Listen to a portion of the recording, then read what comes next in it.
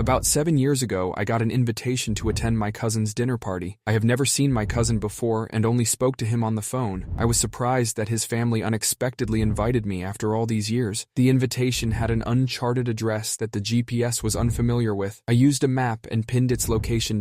As I'm driving, I tend to notice how far I ventured off from civilization. Trees after trees, farms after farms. Where the fuck am I going? I finally found a similar address that might be it. Approaching the house, I notice how dull and dreary it looks. It's completely engulfed with leaves and branches. This can't be it, I said to myself. As soon as I entered the rocky driveway, my aunt and uncle came out to greet me. They seemed excited and welcoming. Walking into the house, I asked where my cousin is. Answering immediately, he went to run a few errands, he should be back later. We spent the whole couple of hours talking about my mother and family. My aunt made delicious homemade pot roast that I finished off in minutes. After dinner, we played an enduring game of Uno. It was surprisingly fun and competitive. When we finished Uno, it was almost dark and still no sign of my cousin. Regardless, I had to leave. It was almost dark, and I would have trouble getting out of this dreadful place. My GPS was ineffective, so I asked my aunt and uncle the most efficient way onto the highway. They gave me a puzzled look. "I thought you were staying the night?" I told them I couldn't because I had worked tomorrow and couldn't afford to miss another day. "It's much better if you leave tomorrow morning. Trust me, you'll get lost."